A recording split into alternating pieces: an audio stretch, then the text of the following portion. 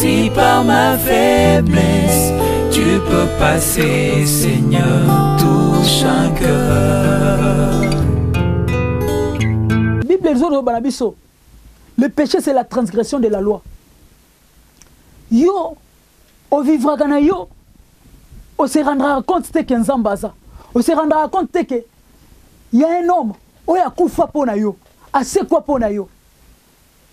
Et cet homme, Azesous na tombote, et il est vivant.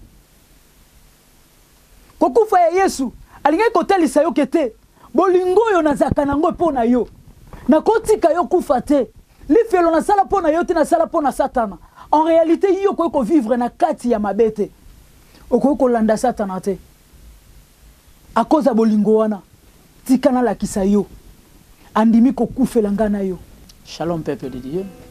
Je réponds au nom de Patrick Mbouy Lebari. Je suis évangéliste. Je juste te partager quelque chose de très important que Dieu a mis à moi. Je sais que ça fait un peu longtemps. Mais je juste rappeler Nabiso partout dans le monde pour nous dire que toza bana na Nzambe et toza bana ya Satanate et ceux qui toza bana na Nzambe c'est parce que ezana moto moko a ndima biso dès le commencement ezana moto moko alinga biso avant biso tobotama ezana moto moko ayebaka qui était na telle année na tel mois mutu tel akobotama et pas ya mutu tel mutu boye akobima et mutu wana eza Nzambe et eza Jésus-Christ au naza côté ya bino lelo et nalingi juste te partager moi partie moko eza ya mokuse na kosepela vraiment totanga mo mokie eza na 1 Jean chapitre 3 verset 1 jusqu'à 5. J'aimerais lire au nom de Jésus. Voyez quel amour le Père nous a témoigné, que nous soyons appelés enfants de Dieu. C'est pour cela que le monde ne nous connaît point, parce qu'il ne l'a point connu. Mais bien aimés, nous sommes dès à présent enfants de Dieu, et ce que nous serons n'a pas encore été manifesté. Mais nous savons que quand il paraîtra, nous serons semblables à lui parce que nous le verrons tel qu'il est. Et quiconque a cette espérance en lui se purifie soi-même comme lui aussi est pur. Quiconque pêche transgresse la loi, car le péché est une transgression de la loi. Or, vous savez que Jésus-Christ a paru pour ôter nos péchés et qu'il n'y a point de péché en lui. Amen. Donc, ce que l'on dit très bien, Bazolo Banabisoni, Bazolo Banabiso Babi, Bolingo Oyo Nzambe à la Kisabiso. Bazolo Banabiso Babi qui était, quel amour! Bazo témoigner bolingo ya Nzambe, quel amour le Père nous a témoigné. Bolingo Nzambe témoigné akayango. Nzambe témoigné yango liboso ya ba ange. Nzambe zo témoigné yango même liboso ya diable tango ayaka liboso pona ko luka ko sala ko senga permission que était azoyo a maltraiter yo. Nzambe témoigné akete abina bolingo yo zakanango pona ye okoyi jamais ko trahir ye. Et bazo ko pesa biso ba critère moko na seso ko kiti bazo bana biso ni babi kete. Ba oyo buka kamibeko bangonde bazalaka beaucoup plus à côté. Bazotali biso babi kete mutu vivra kanakata ya lisumu ndeye mutu azobuka mibeko.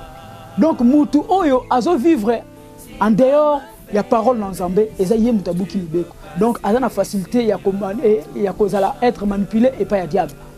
Mais bazotali biso loko moko na sepela nka baso babi kete quel amour le Père nous a témoigné. Bolingo o Nzambe azo témoigner ngwe pa na biso eza bolingo oyo ya kotalisa kete Nzambe oyo atika ki trône na ye akiti na mokili alati nzoto lokola ngai na yo kondima kokufela biso mbale Nzambe wana atali kutu monene na yete atali bagrade na yete atali lokumu aza na ngote mais andimi koya kofanda na ngai na yo elongo enfin que azo esika biso mibale elo moka na yebisa yo ennemi ya liboso ya vie na yo lisumu tango to betaka lisolo lisumu peut-être amso luka ko yeba lisumu eza nini lisumu eza kobuka mibeko eza nini ennemi ya liboso eza désir na yo eko pousser yo au sala n'importe quoi donc au sala mabe désir na yo ko tindika yo o encourager baninga mususu na mabe ba désir na yo eko pousser yo okende kolongola voire même basi mususu bazemi pe ko encourager bana basi mususu bazui bazemi sika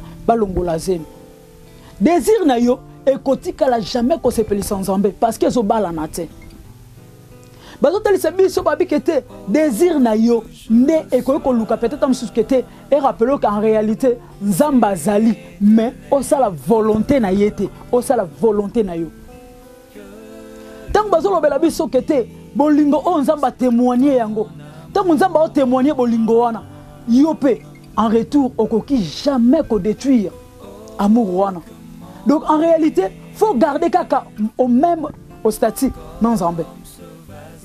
Balobi na biso bien, le péché c'est la transgression de la loi. Lisumu eza kobuka mibeko. Peut-être ta mususu, on doit traverser une situation très compliquée, c'est parce que obuka mibeko. Je vais vous donner un exemple. Il y a Mutumoko na kombo ya Akan. Pendant que Nzamba zolo babi kete, ne touchez pas à l'interdit. Israël a zo ke na bitumba zo longa. Israël a zo ke ne partout zo longa, victoire ezalaki. Mais ma bezalaika à côté moko parce que Akan tango bake ba komi na place moko songolo aluli mbongo aluli or a récupérer yango ache mupanzi et même voir même kufa na kata Israël bolingo nzamba bande ko témoigner et longwe et komi pembeni donc bolingo ne sous na valeur te parce que nzambe a témoigné ka moto ya lisumu te balobi lokola yemoko aza peto yemoko aza pur biso pe sengel to zala de même que lui obandaki peut-être musuko sambelo za ki bien obandaki ko kende malamu na nzambe mais tellement moni que souffrance et persévérer moi tant moulayi o préféré o abandonner foi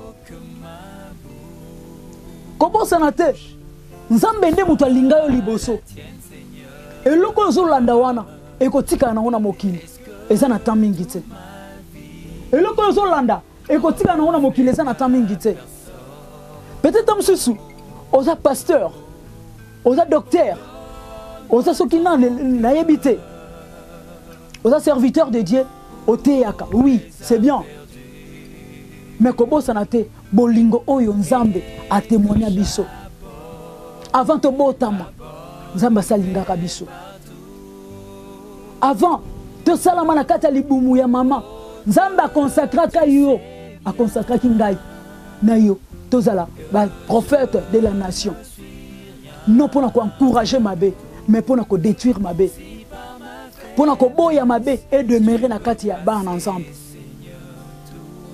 to sengel na biso ba oyo toza ko croire en Jésus-Christ to demeurer pur to demeurer saint na biso ba to tozo croire en Jésus-Christ to bungisa makanisi te to landa ba sentiment na biso te sentiment na yo e ko sala ke sepelisa yo mais emema ona lifelo sentiment na yo eze ennemi moko ya liboso o esengeli ke yo fo bungisa ngo nanu sentiment na yo e ko sala ke oteya ba sotise na place lobela vérité sentiment na yo e ko sala ke valeur ya nzambe eyebana te liboso na yo pe liboso ba onyo so ba olanda yo serviteur de Dieu obunga mais osalaka semblait que luka kolakisa batu lo konetika ke tozaka na nzambe tozale ona ba serviteur Saoul akebitumba ake kolula ne bangombe ya mafuta che pembeni oya mikia bwaki atumbi pona koloba ke te na soki minene pona kotumbela nzambe mbeka depuis quand yo Saoul okoma sacrificateur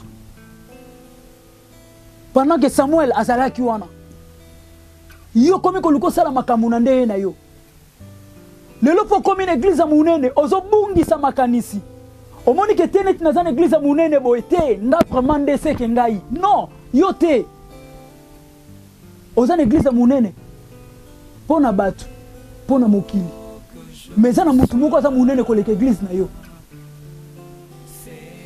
eza na mutu moko za munene koleka église na yo pirete pa na yo za kalisusu te pirete pa na yo et comment lokola kaka lisolo na munoko bokote ya batu bongola motema il y a pas longtemps non tu kolanda serviteur de Dieu moko nazo yo kazo te ya bien ngapuma na zaki m'a frappé na mate ya nae mais et déranger inga ata na yo ki na sima bazolo bakete babi asabunga kala asinya ba parte na diable tala koma boy en tout cas chokaki ngai oza serviteur de Dieu zolanda ngai ko chama yele na yote zonga na parole na nzambe ndeza bilei na biso ya mokolo na mokolo parole na nzambe zolo banini soki omoni ke réellement na place oza na faute ko chamutu makasi te incline toi et luko zongela Yesu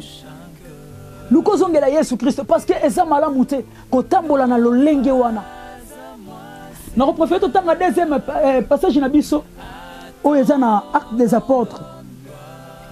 Le prophète tanga na Actes des Apôtres chapitre nango 19. Actes des Apôtres chapitre 19. Toka eloko nini awa Paul azokolobela biso.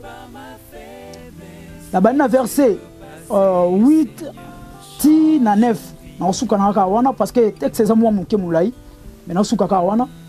Puis il entra dans la synagogue et il y parla avec hardiesse pendant 3 mois, discourant pour l'air persuadé ceux qui regardaient les royaumes de Dieu. Mais comme quelques-uns s'endurcissaient, étaient incrédules, décriant la voix du Seigneur devant la multitude, il se retira et sépara des disciples d'avec eux, enseignait tous les jours dans l'école dénommée Tyrannis. Alors, c'est très important. Paul a cela qui tourne en Asie. Et tant qu'il y a Éphèse, et que cela qui a coûté batu, baso qui na bango ba baptême. Baso qui baptême, et ça qui baptême, il y a repentance, baptême, il y a Jean-Baptiste. Oh, Apollos a bandé côté. Parce que Apollos a zaki Corinthe.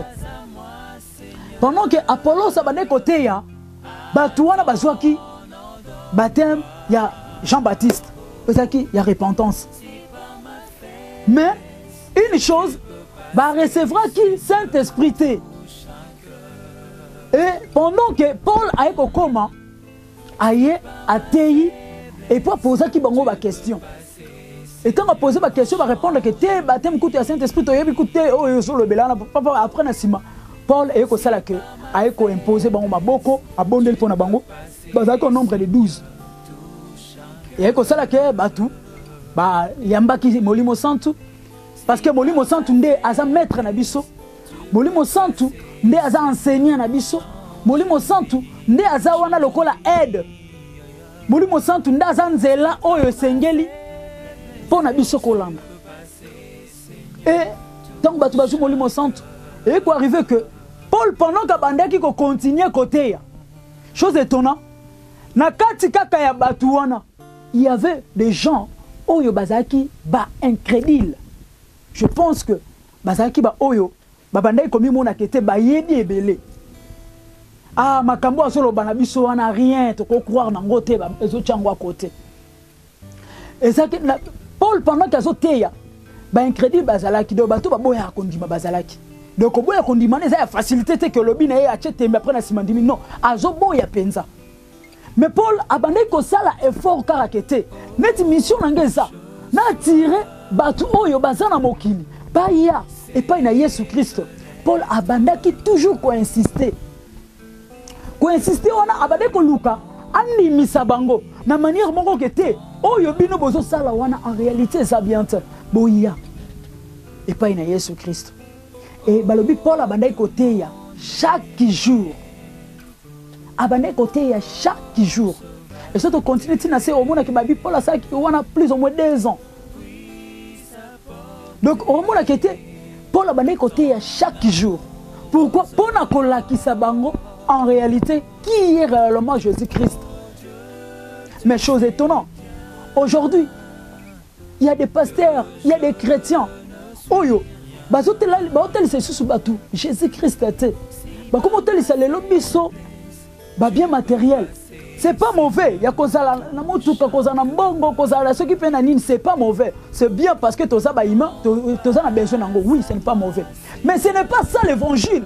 Oyo, moi en ensemble sengela zo.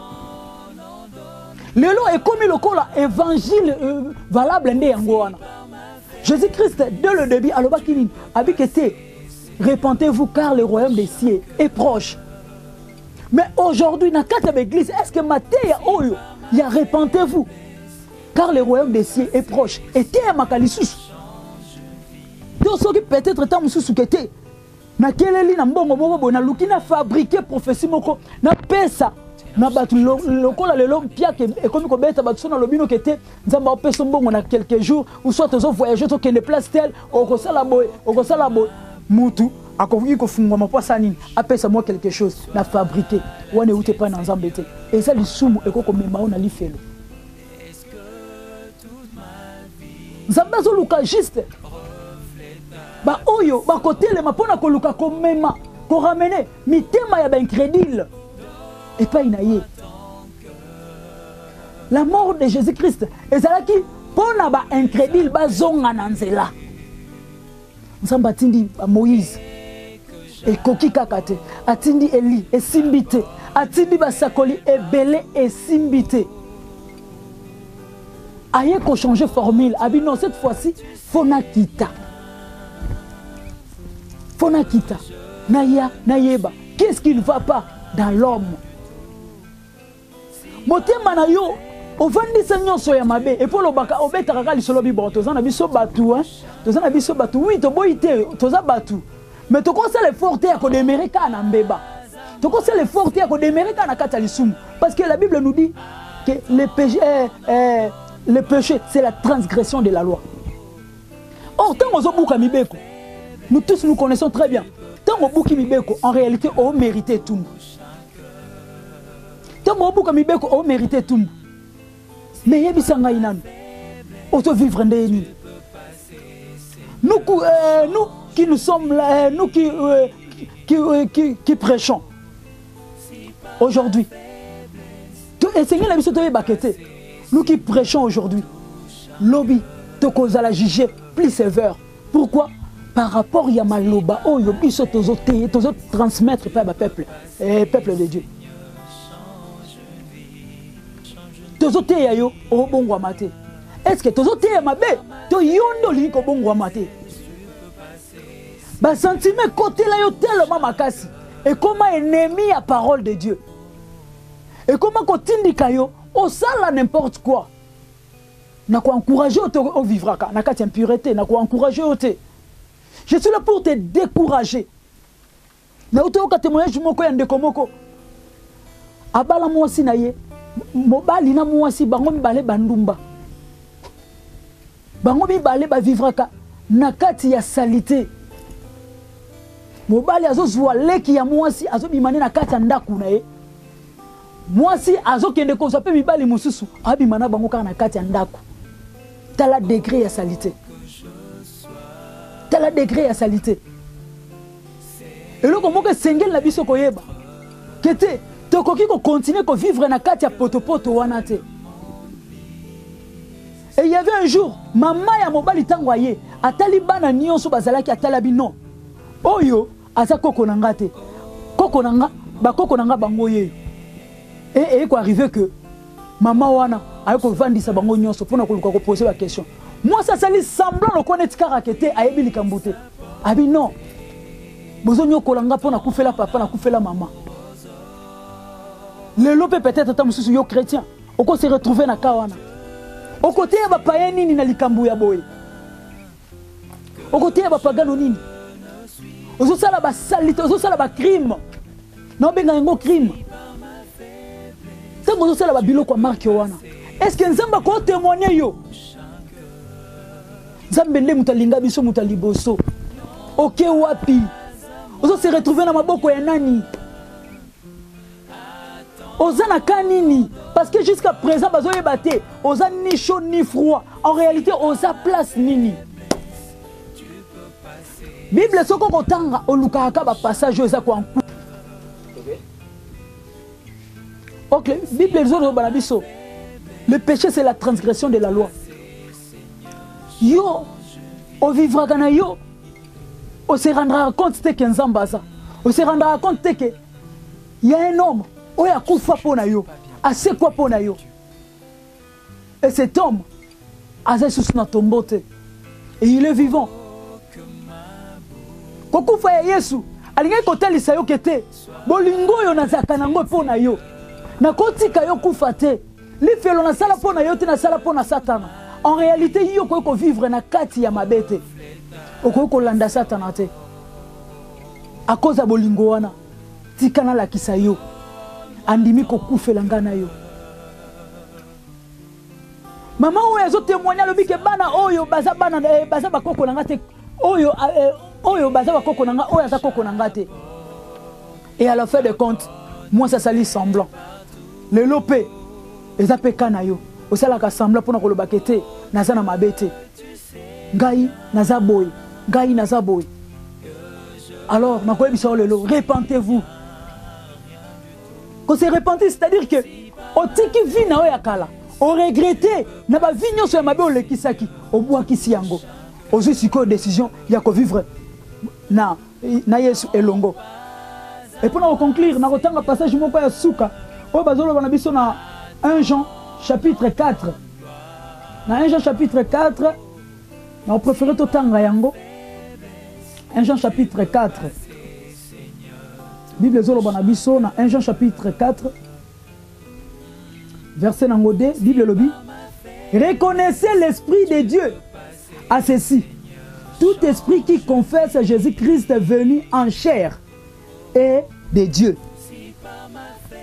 Balobi na biso te ke nzoto oyo zo confesser Yesu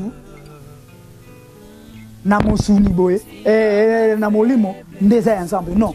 Parce que le lot au mona na koko te na nga pe Yesu mais esprit ni neza na kati na nga donc en réalité le lot au mona ba prophète ba pasteur belé ba chrétien belé il parle bien de Jésus mais esprit ni neza kati na bango parce qu'il y avait une femme tangu Paul na Silas bazo kende côté bazo témoigner babi que non réellement ce sont des serviteurs de Dieu réellement ce sont des serviteurs de Dieu mais esprit ni neza na kati na bango esprit à Python étant bachasaki yango et le roni salaki oui bazoteya malamu oui yo poto landangai oteya ka malamu c'est bien mais ozana esprit nini et animaka yo soko ozana Yesu te tshana mutu na yo ozana satana otambola kana nani moment yango ya ko se repentir kozela lobité moment yango ya kotika banzela no nyonso mabe kozela sima lobité parce que le lendemain appartient à l'Éternel le lendemain appartient à Jésus-Christ. Repentez-vous car le royaume des cieux est proche. O umelita moulaï na lisumu et emportez rien. Les cieux et la terre disparaîtront. Et où ira-toi? Ce qui l'icolo na mabele et ko disparaître. C'est le moment. Ya ko zongela Yesu Yesu. C'est le moment ya ko zongela Yesu Christ. C'est le moment ya ko mikaba corps, âme, esprit na yo. Tout esprit qui confesse Jésus-Christ. Tout esprit qui confesse Jésus-Christ en chair et de Dieu. Mais esprit nini, ils ont confessé Jésus et pas na yo. Ce que c'est enzambete, ce que c'est Satan. C'est le moment où ils s'engelike, au zonga na écriture. Pour ne pas regretter, le moment nyonso yo lekisi yamabe. C'est le moment.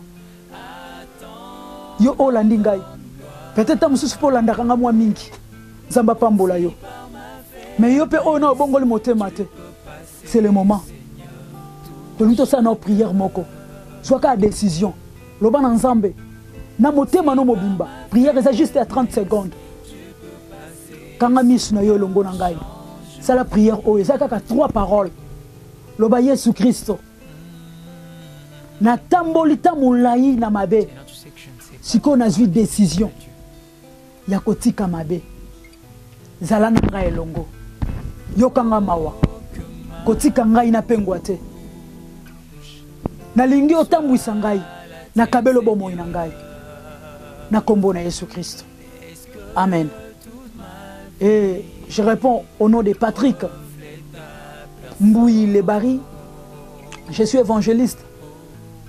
Mon numéro est plus 243 89 80 44 687. Je répète, plus 243 89 80 44 687. Wana numéro na ya WhatsApp et numéro pe ya contact mususu soki olingi kozwa eza plus 243 82 27 19 273.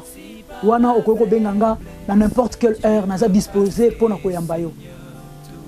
Na Facebook orozwanga na koma Patrick Lebari.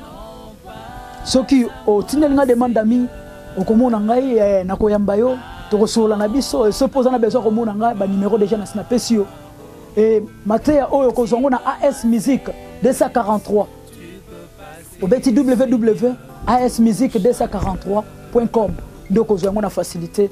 Que Dieu vous bénisse, que Dieu résoudre vos problèmes au nom de Jésus-Christ. Amen. Si par ma faiblesse tu peux passer, Seigneur, touche un cœur. Bible le péché c'est la transgression de la loi. Yo, on vivra gana yo, on se rendra compte que Nzambaza, on se rendra compte que il y a un homme, on a koufa pona yo, assez quoi pona yo. Et cet homme, a sous na tombote, et il est vivant. Kokufa ya Yesu, alinga kote lisa yo kete, bolingo yo nazaka nango pona yo, na kotika yo kufa te, li felo na sala pona yo te na sala pona satana. En réalité, yo ko vivre na kati ya mabete, ko landa satana te. A cause ya bolingo wana, tikana la kisa yo, andimi ko kufela ngana yo.